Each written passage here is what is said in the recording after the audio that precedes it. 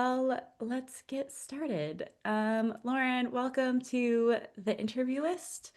Lauren is a senior writer at Texas Monthly. You may have seen her byline on features and investigations such as Apocalypse Sow, Can Anything Stop the Feral Hog Invasion, and Texas' hottest art gallery is the Bucky's Bathroom. She's also published several profiles with names you probably know, like Zac Efron, Colleen Hoover. Between stints freelancing, she's also worked as a features editor at Texas Monthly and previously was at GQ. Lauren, welcome. Thanks for popping on. Thanks for having me. Um, First of all, I love the large hog poster that you've got perfectly positioned Yay. in your background. Just have to get that out there. But just to start off, the first question I ask everyone is, could you just explain kind of your current involvement with interviewing day to day? Well, it's constant. I do typically like a couple interviews a day of varying lengths, ranging from like 30 minutes to like a couple of hours. And yeah, Whew, that's a lot. I feel like I have a few interviews a week and I'm like, I need to rest and recharge, but multiple a day yes. feels like Yeah. an endurance game. Yeah, I feel like during the pandemic, people got more acclimated to phone interviews and Zoom interviews. So that made it a little easier. I'm not bopping all over Yeah. as much. But yeah, it's still a lot. Yes. Do you feel like you have a interviewing superpower or strength and conversely a weakness? Um, I was actually just talking about this with my therapist because basically he was like, "Oh, do you think he has a lot of questions about like writing and journalism and interviewing?" And he was like, "We actually have very similar occupations Mhm. because you're sort of doing this thing of like finding a pattern in something that doesn't necessarily appear to have a pattern at first glance." And for him looking at me, that's like chronic anxiety. And for me looking at someone else, it's like, just figuring out what where they are now, like where they are now and how that relates to the other sort of parts of their life. Yeah, that's really interesting. Also flattering in a way, I feel like from your therapist. Like, Yeah, I know. And I was like, oh, I would love to be a therapist, actually. Like, that is what I enjoy the most is being like, here's this thing you said at the beginning of the conversation, and here's how that ties into what you just said. And people are like, oh, fluent perception. I don't know, this is kind of an aside, but if you've read the book, maybe you should talk to someone. mm-mm. Um, oh gosh, I can't remember the author, but she is a therapist, but also a writer, and it's like goes through kind of like it's about its memoir, but it's really good and it's hilarious. But it is interesting from a writing perspective to see like kind of how she thinks through talking to people and like Yeah, probing with questions. Um, it's a so, great book. anyways, my aside. But I really want to dig into kind of all the interviewing you're doing day to day. My first question, so I know you're from Chicago, so you are definitely not in Chicago now. You're in Texas. Any, this was my personal curiosity, just cultural nuances when talking to people, maybe Texas natives who've been there a while that you had to acclimatize to? Yeah, I mean, Texas, it is very different from the rest of the US. And I feel very lucky to have come here first and been an editor for a long time because it allowed me to get to know the state just through what other writers were doing and to just see how they did their jobs and talk to people. Because, I mean, Texans do rightly in some cases because there are a lot of um, stereotypes that the rest of the nation has about Texas. I think that there's a little bit of um, suspicion towards someone in the media who's not from there. Totally. And what that meant for me was just making sure I went into interviews so prepared, and not having to ask questions about like basic stuff and not Yeah. being like I don't know, just pretending like I knew more than I did and just really making sure I had just done all the research. Yeah, totally. It sounds like kind of a higher barrier of trust that you've got to break down Yeah. initially. Yeah. And there's a lot that's good about it too. Like they sometimes when I'm doing interviews in LA or New York, I feel like I really have to like um, put on this kind of like I'm super professional and like blah blah blah, and it's almost like a different persona. And I feel like Texans Hmm. are really wary of that, so I will just like go into interviews kind of wearing what I would wear otherwise, and like just behaving like I would behave otherwise, and that feels really good. Interesting. Yeah, it's almost like it sounds like what you're saying is in Texas, they're looking for you to be a little bit more like authentically yourself versus this like working woman kind of. Yeah, exactly, like corporate robot. Yeah, that's Not that really that's what people interesting. in New York and LA want, but Right. it's just different. Right, but they are such different places. That's really interesting. Have you found any other differences? I guess just kind of this leads into my next question of like you've interviewed like celebrities, Zac Efron, local celebrities. I know you interviewed a surgeon, Tandy Freeman, Yeah. for a rodeo story, and then a lot of non-celebrities too, just man on the street. Do you change up your approach for those in any specific ways? What does kind of prep and interview look like for all those different types of people? For a celebrity, like for if I'm doing like a cover story about an actor, I'm going to go into it with a lot more pre-written questions.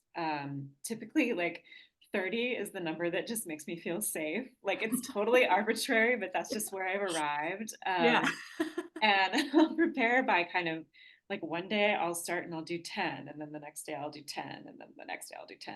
And by the time I get to 30, I've typically sort of thought through I've like done enough research to figure out what's interesting about this person and what I want to hit. And B, I've kind of Mhm. organized that into 3 or 4 sort of sections, Hmm. which do ultimately become the sections of a profile. Like it stays pretty exact. And where we go within those spaces varies, but um, those 30 questions do become the spine of a story later.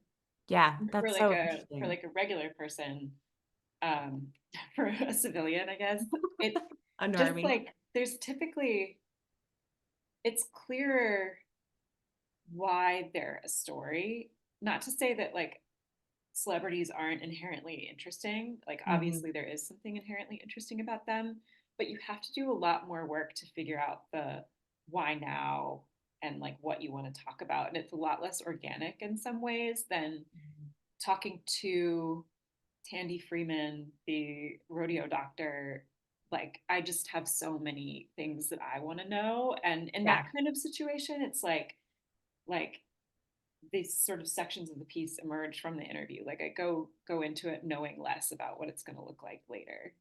Interesting. So, kind of big celebrities, you know the foundation of your story and how you're going to approach it, but then with more local, regular, quote unquote, people, it's more of a discovery process, it sounds like. Right. It's like with celebrities, you're trying to figure out how to make them seem like interesting. You're trying to find kind of the universals for them, and with like a civilian you're trying to figure out what makes them sort of a celebrity in this moment, if that makes sense. Yeah, totally. Really interesting. Do you have any?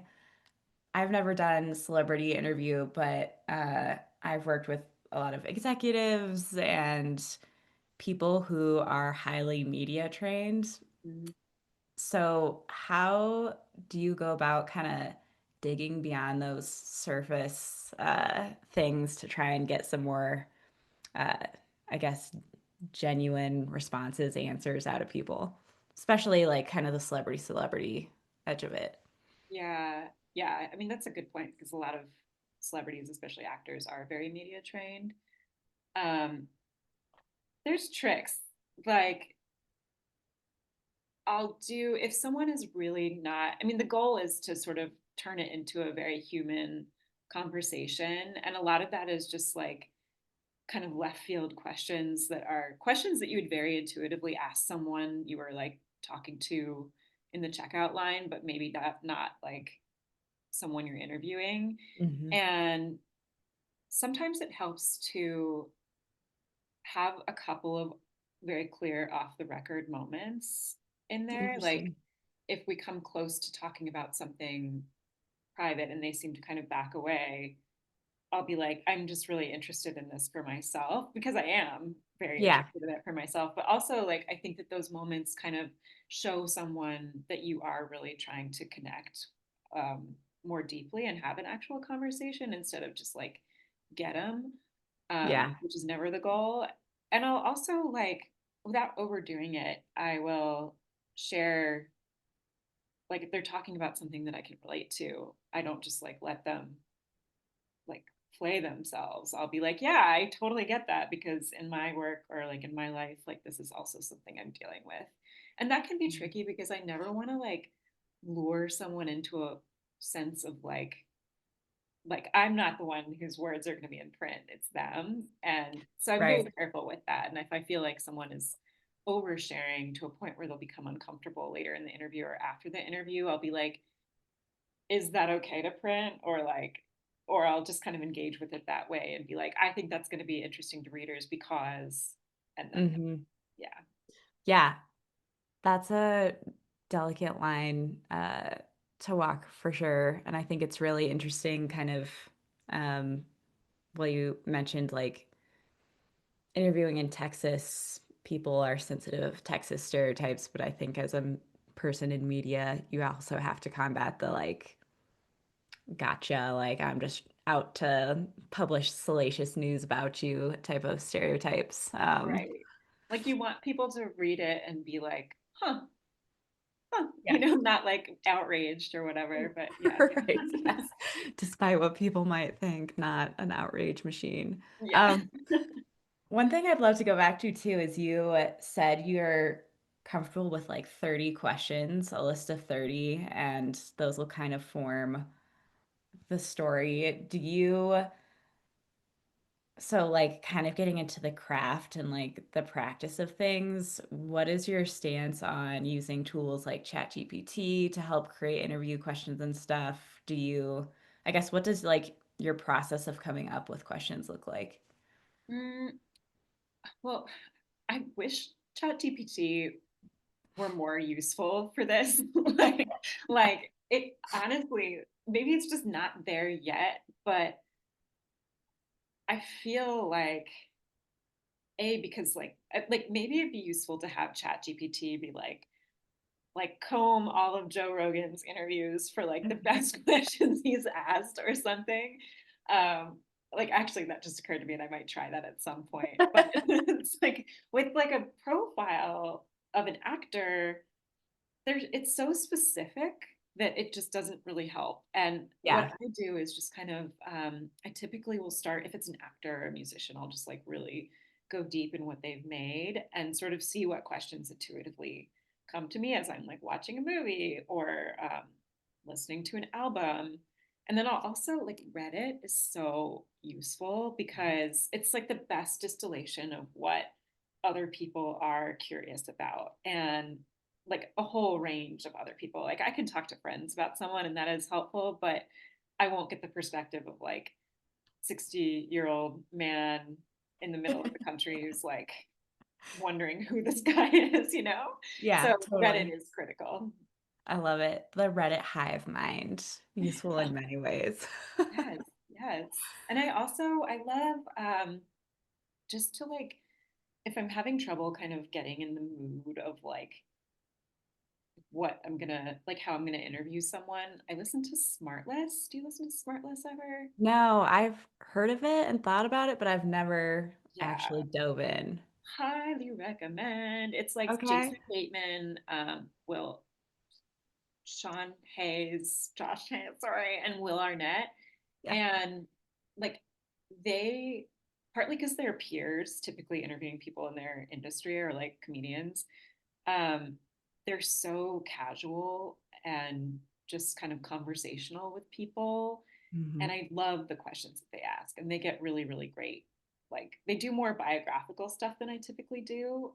Yeah. But that is just such a good tool for like, I need to get in the mindset of having a conversation that's guided with someone. Yes. Oh, I love that. That's such a great idea. I feel like sometimes you do hit that blank page and you're like, all of my curiosity has vanished. I have no Yes. questions. Yeah. Um, And same with like, I'll read like certain writers, just their inquisitiveness that comes through in their pieces is really useful to me. Like yeah. Gabriella Paella is a really good profile writer. And in just reading her pieces and reading like what she gets from people, I'll be able to kind of think like, oh, I wonder what she asked to get that. And that'll be really useful for me.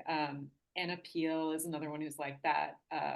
Katie Weaver is like that. Just like these kind of interesting minds who are doing these interviews. Yes, I love Katie Weaver's work too. Oh She my gosh, I is know. so distinctive. Very cool. So I feel like you kind of remind me of Katie Weaver a bit, and that I definitely feel your voice comes through in your pieces, and I think you have a lot of like detail in your pieces. I was reading the Bucky's story and definitely felt like I got a sense for Bucky's, which is not up here. I've never been to one, but I got the vibe. Tears Um, coming for you. do you I guess like how do you balance? Because I remember when I was interviewing for journalism too, it'd be like you're trying to stay engaged in this conversation, but also like take note of everything around you and that's happening and not like distract while you're furiously scribbling notes, which probably we don't have to do as much anymore. But I guess just how do you like add that je ne sais quoi to your stories, that detail, but also have an engaging interview and pick up verbal cues and nonverbal cues and all that? Yeah. Well, it's hard to do like if you're really engaged in a conversation. Like I don't think I could right now be like she's wearing a gray like it's really hard, but there are a lot of pauses in an interview. Like maybe someone has to go to the bathroom and you spend like 5 minutes writing, or like I don't know, during like if they're I if they're talking about something that you know you're not going to use, it Hmm. is for like a couple minutes. Not that that's ever happened to me, but like Never. No. you can kind of like be like you're taking notes while you sort of write about like, and it's mostly like I love to include sort of moments of dialogue with Hmm. someone and other people. And that is tricky because you really need to get it right because it's people who are talking to each other. Hmm. But in that case, I tend to just like sit down after any interview, even if it's like super late or I'm like driving back or whatever, I'll like pause and write down just like everything that I remember from the interview, even if I'm not sure if it's going to be useful. And Yeah. that's everything from like what they were wearing, how they moved, to like this conversation that they had with the server, like what they ordered. And like I do that pretty hastily. And then when I get home, I do like, I sort of transcribe those notes. Hmm. And like the notes as I write them are actually pretty like rudimentary, like one word, like Yeah. orange shirt or whatever. But in transcribing them, actually a lot of stuff does come back and I can kind of get the bones of the story going there and like the moments that are going to be really good and cute. Yeah, I love that. Do you have a recorder on at the table if you're talking to someone in person? Yeah. Yeah, I now that because like there's tools like Otter and Rev that Oh, can like robo transcribe everything. I literally have my recorder on all the time. And I don't yeah. understand how people didn't prior. Like just having a whole conversation, like, and Yeah. everything that happened within that conversation is so useful. And like, I remember the okay, I wrote like a talk of the town for New Yorker a couple years ago, and because their fact checking process is so exact, I was like, I'm gonna like wow them with my record keeping, and I just Yes. really, really wanted to impress them because I love the New Yorker, and I ended up with like 8 hours of tape And Oh my gosh. it was like very, very hard to kind of zoom in on the moments like that. But they were Yeah. helpful and they ended up being like these really great scenes that I had kind of forgotten. And it was just stuff that was on my recorder. Yeah. It is like slightly shocking thinking about how rapidly technology has made interviewing. Like I remember in grad school trying to like listen to a recording and then type up my own transcript. And it was such a pain. And if you have anything over than 45 minutes, you're like toast for 2 hours. Um, so But it is also, like, go ahead. don't you feel like I have a lot of anxiety about like, did the act of transcribing cause my brain to work in a more interesting way? Like, because you had to go through it on such a Interesting. minute level. Interesting. I have never thought about it because it is just such a pain in the ass It's trauma. and Yeah. I know. would slow me down so much. I have wondered that though about because I used to be very religious in taking handwritten notes at the same time because I felt like it helped me process things in a different way. Mhm. Um, but then on the other hand, I'm like, am I more engaged if I'm not taking notes? But And then the memory, like I don't know, I don't trust my memory anymore. Just I know there's no good answer. Who knows? If anyone knows, tell us what's better yeah. for our brains here. Um, so you kind of got into this a little bit already, but I'm curious. You've prepared for the interview, you've conducted the interview, you've done your brain dump and transcribed kind of all of your notes, especially for the non-celebrity interviews that are more exploratory. How do you go into the writing process with your interview materials? Are you just kind of diving into writing and referencing when needed? Do you review everything first? Kind of what does that transition look like? Mm, well, not so again, like when I have transcribed the notes, I'm also getting a sense of the scenes that are anchoring the piece. Mhm. And like someone in grad school actually told us to just like start by moving chronologically. And I do still kind of stick to that. Like most pieces that I write are like boom, boom, boom. Sometimes I Yeah. get fancy and I move a boom from here to the top, but like it honestly flummoxes me when I do that. So it is just kind of like, okay, here are the scenes. Here's how we're going to move through this experience, and then being like, okay, these themes have emerged, and there's three of them, and here's how I'm going to tie this into that scene. Here's a natural tie-in with that scene, and here's like a great ending. I struggle a lot with endings, Uh, so that's something I'm working through with God and my editors. But yeah, I can get like, I end up a lot of times like with the piece basically pre-written in my head, and then I get to the ending and I'm a lost beluga whale on those seas. I have no idea. amazing, amazing. Oh, I had a question for you. As you mentioned that you'll work chronologically and that'll kind of help you pick your scenes. I'm curious when you're setting up your interviews, how much say or sway you have in kind of where or how you're interviewing people. Like, are you like, I want to interview you while you're doing this because I think it will fit into the story, or do you more defer to the person on where they feel comfortable, if this question makes sense?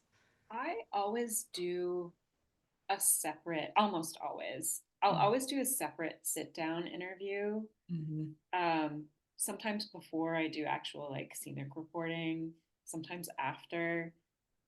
Just because I find it very difficult for me to interview someone while they're doing something. Yeah. And it can be really beneficial, like if someone is really distracted and they're kind of like you had a difficult time getting them to open up in an interview, like they can be a little bit more candid. But I tend to get the best results. Like the real like meaty big picture questions tend to come from interviews for me. Yeah. And so typically I'll ask like I want to do like a multi-hour sit-down interview at some point, Mhm. and then I also would love to shadow you doing something that you do every day. And that's a lot more feasible for like a regular person versus a celebrity. That time is going to be pretty locked up. And Yeah. with celebrities now, often it will be like you have 3 hours to have dinner with this person, and just like the scenes are going to be dinner and you're going to Yeah. love it. And it's better than, in my opinion, it's better than when I first started writing profiles. There was this push to like have people be doing an activity, and it Yeah. started to feel really manufactured because Mm. like nobody actually wants a journalist to join them. Like a celebrity doesn't want a journalist to join them while they're like babysit, like watching their kids or whatever. Right. And so it would be like, we're going to go bungee jumping. And that was just an awful era in profile writing, in my opinion. Hikes were good. Like situations where you could actually talk to someone were really nice. Right. But yeah, I'm honestly kind of a fan of just letting it be an interview. And I think once you let it be that, it's really fun. Yeah, totally. Yeah. Less don't have to like pretend like you're super in shape too while talking and hiking and into all these activities. But with like a regular person, honestly, it's going to be like much more interesting scenically typically, because they are like, after maybe an interview and after you get to know each other, you can be like, oh, you mentioned this thing that you do, like I would love to come with you and do that.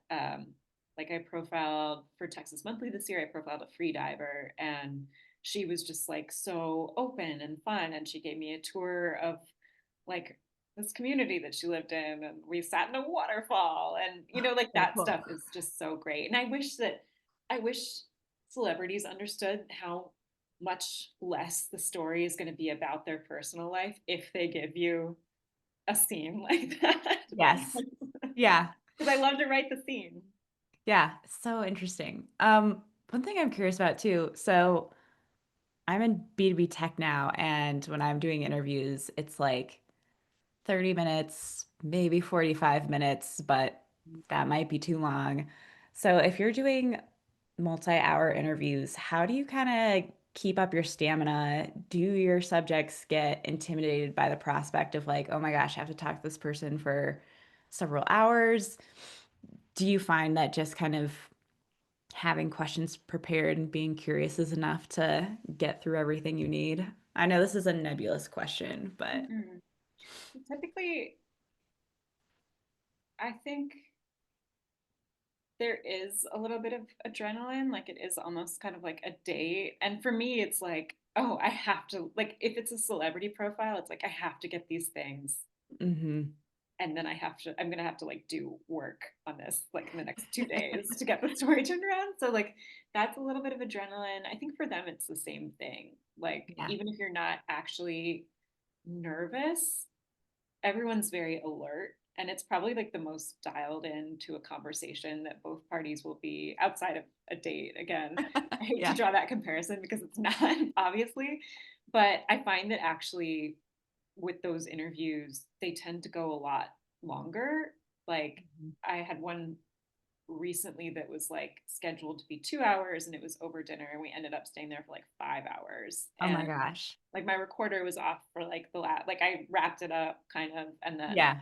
we were able to just kind of keep talking, which was not super helpful on like a content level for the story, because Hmm. I don't really use anything that's like not recorded unless I ask in the moment. Yeah. But it did help me with like how to think about this person in the big picture. Yeah. That's interesting. I love that too, that I feel like that's an important point of even if it doesn't end up in the story itself, it can still be Yeah, helpful in shaping the story. right, right. Um, awesome. This has been so fun. I have a few kind of rapid fire questions to end. So I'll just pepper them. First, do you have any questions that you kind of always ask if you get stuck or that always work for you to elicit a good response from people? I've been trying out uh, what are the chapters of your life? Ooh. and it's with mixed results. So there's a lot that I try out and they don't work. Do you have Like any that you don't ask because they haven't worked? yeah, there's one that I've tried like 30 times. And like one time a man answered really beautifully and I was like, yes, this is the best question. It was like just for actors, it was like what about your face do you think people respond to or do you think makes you a good actor? And one guy, I think it was Rami Malek, was like, Uh-huh. I have really big eyes. And I was like, that's just a great answer that helps me kind of like when I have to physically describe this person, it's going to be really useful to have him be like, I've got big eyes, you know? And it never worked again, but I did try it for years. So, I love it. Worked enough to give you hope and a beautiful yeah. answer in them. Next fast question. What is your most memorable interview and why? Um, I have some that are memorable because they were bad, but I think probably Joan Cusack. Um, just because I write for mostly men's magazines when I do profiles, so I don't get to do these deep dives into women a lot. And so that was really thrilling for me. I also was just like she just gave me so much to work with, and she just has this very vivid life outside of her career. And it ended up just not being about her career at all. It was about this like store she has, and like it was so fun. I loved that. I think, and actually, this freediver who I profiled for Texas Monthly last year, similarly, um, I just related to her personally, and I knew it was going to be a really fun story to write because I was taking a lot away from it on a personal level about like how to live my life. That's very cool. Mhm. Awesome. Um, also here for the horror stories if you have. So, Off the record, I'll tell you yes, that'll be later. more. We'll get some wine for that. Um, do you have any, I know you've mentioned a few people already, but interviewing inspirations, muses, role models? Definitely the smart list guys. Joe Rogan, really good interviewer. Like the things he just makes his interviewees into their best talking selves. Like there are quotes that he has earned that just stick with me all the time. Like his Matthew McConaughey interview, like is just a really wonderful instance of interviewing. And there's a lot of cases like that. So like whatever I feel about the man, he's very, very good at what he does. Yeah, you got to give it to him. There's a reason he is so popular, has a Yes, way. Yeah. yes. And like David Um, Marchese. It's really good. yes. Um, that's all of it. Any other, just as we've been talking, thoughts about interviewing, crafting stories, talking to people, advice you'd give to others? I think the piece of advice that I always give to like writers who are starting out with like profiles is to be the person who sends the story to the person you interviewed. Like, I think a Mhm. lot of people are scared to do that because, like, means that you get their reaction quicker. Yeah, And, like, maybe it's not a good reaction, but I think that it's really useful, like, on a practical level, because if they hate something that you said and you ask them about it, like, they are a lot less likely to, like, go on Instagram and be like, this interviewer just trashed me. Not that I yeah, would ever trash anyone. It's really helpful to be able to just engage with them directly about that. But I also think being interviewed is a really vulnerable thing, no matter the context. And yeah, you just really want to make sure that the interviewer likes you, and like that is really important. And even though it's not yeah, going to like make the story better or like make them share it or anything, I think it's really useful to be the person who does that. yeah. Kind of sharing in the vulnerability almost in a way. Right. Right. Totally. And being like, we're still we're like we had this deep experience together, and like, yeah. Yeah, I acknowledge it. It happened. Yeah. Very cool. I love it. Well, that's all I've got for you. This has been so fun, so Yeah, informative. Really loved hearing about your experience. Thanks for joining me today. yeah, it's so fun to talk about it. Thank you. Great questions. Thank you.